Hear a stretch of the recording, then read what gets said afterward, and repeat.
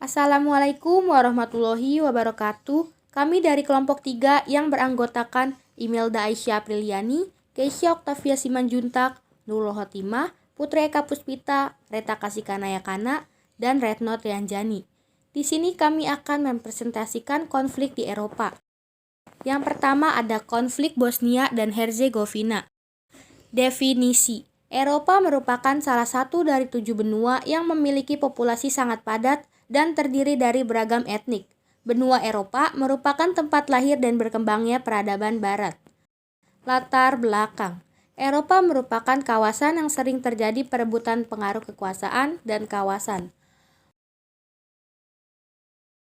Bosnia dan Herzegovina atau cukup disebut Bosnia merupakan sebuah negara republik di semenanjung Balkan. Negara Bosnia didiami oleh 3 kelompok etnik utama, yaitu etnis Bosnia Serbia atau Serb dan Kroasia atau Kroat. Negara Bosnia merupakan bekas wilayah dari negara besar Yugoslavia yang dipimpin oleh Josip Broz Tito. Pada bulan Maret 1992, Bosnia menyatakan kemerdekaannya melalui referendum yang diikuti oleh etnik Bosniak, etnik Kroasia, dan pendukung kemerdekaan Bosnia. Pada April 1992, Organisasi Uni Eropa mengakui kemerdekaan Bosnia yang disusul oleh Amerika Serikat.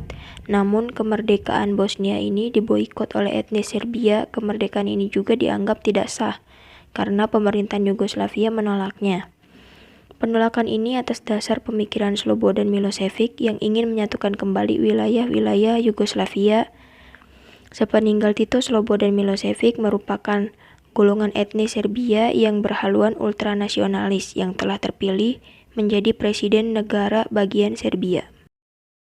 Pada 1992,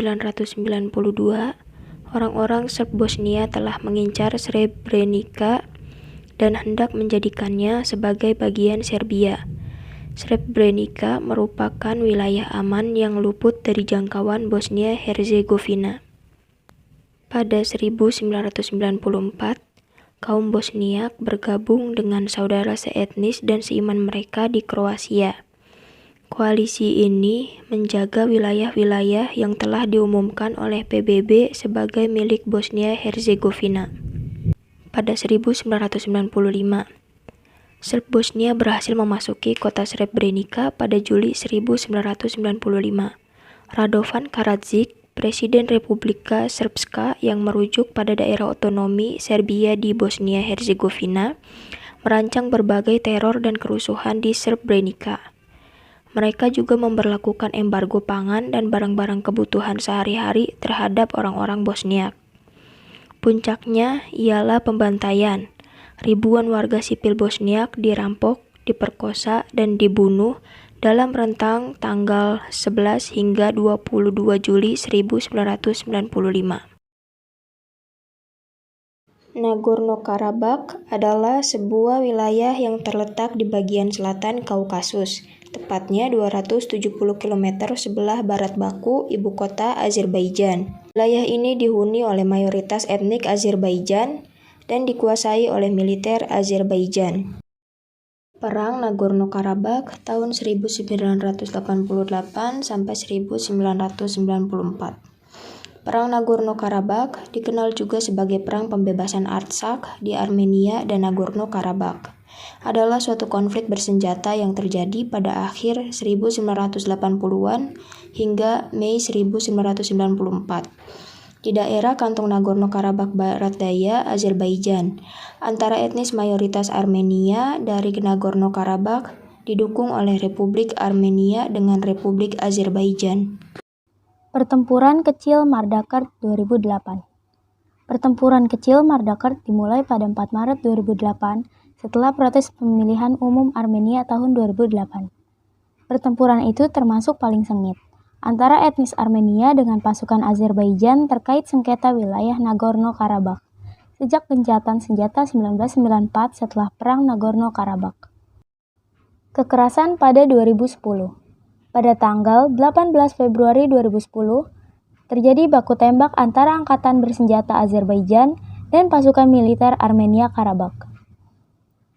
Azerbaijan menuduh pasukan Armenia menembaki pos-pos Azerbaijan dekat desa Tekan-Garago Yunlu, Kiziloba, Kapanli, Yusifkanli, dan Safahirli, serta di dataran tinggi Agdam Rayon, dengan senapan-senapan kecil, termasuk penembak jitu. Akibatnya 3 orang tentara Azerbaijan tewas dan 1 terluka. Pertempuran lanjutan 2011 sampai 2013. Pada 10 Maret 2011, seorang anak laki-laki Azerbaijan tewas akibat tembakan penembak jitu Armenia. Pada akhir April 2011, bentrokan perbatasan menewaskan 3 orang tentara Nagorno-Karabakh. Sementara pada 5 Oktober, 2 tentara Azeri dan 1 tentara Armenia tewas. Secara keseluruhan, selama tahun 2011, 10 tentara Armenia tewas. Tahun berikutnya, bentrokan perbatasan antara kekuatan bersenjata Armenia dan Azerbaijan terjadi sejak akhir April hingga awal Juni. Bentrokan itu mengambil korban jiwa 5 tentara Azeri dan 4 tentara Armenia. Seluruhnya selama 2012, 19 tentara Azeri dan 14 tentara Armenia tewas. Laporan lain menyebutkan jumlah tentara Azeri yang tewas pada angka 20 sepanjang 2013. 12 tentara Azeri dan 7 tentara Armenia tewas dalam bentrokan perbatasan. Bentrokan dan penembakan helikopter 2014. Tahun 2014, beberapa bentrokan perbatasan meletus yang mengakibatkan 16 korban jiwa di kedua belah pihak hingga 20 Juni. Lalu, perlawanan sporadis 2015. Tahun 2015, 42 tentara Armenia dan 5 warga sipil tewas dalam kelanjutan bentrokan perbatasan. Di pihak Azerbaijan, setidaknya 64 tentara juga meninggal. Pertempuran sporadis terutama terjadi pada Januari, Juni, Agustus, September, November, dan sepanjang Desember. Bentrokan 2016. Sepanjang Januari dan Februari 2016, 4 tentara Armenia dan 4 tentara Azerbaijan tewas dalam pertempuran di perbatasan Nagorno-Karabakh. Korban pertama tahun 2016 adalah prajurit Nagorno-Karabakh, Aramais Voskanian, yang dibunuh oleh penembak jitu Azeri saat bertugas di arah timur dari garis kontak. Jalan konflik Ukraina. Ukraina terbagi dalam 2 kelompok etnis utama, yaitu etnis Ukraina dan Rusia. Presiden Viktor, etnis Rusia, membuat kebijakan yang menguntungkan Rusia. Rakyat Ukraina menuntut agar pemerintah Ukraina bergabung dengan Uni Eropa. Namun, Presiden Viktor membatalkan kesepakatan dagang Uni Eropa dengan alasan mendapat tekanan dari Rusia. Pembatalan tersebut membuat rakyat melakukan demonstrasi. Parlemen Ukraina mengabulkan tuntutan para demonstrasi dan melengsarkan Presiden Viktor. Pelengseran tersebut membuat Rusia terancam. Sebagai wujud protes, misi pro-Rusia menyandra gedung dan menggelar referendum sepihak. Selain itu juga mendeklarasikan Republik Donetsk dan Republik Rakyat Luhansk. Ukraina menyerukan ancaman namun tidak diindahkan. Pemerintah Ukraina mengirimkan pasukan untuk menundukkan milisi pro-Rusia Perang Donbas.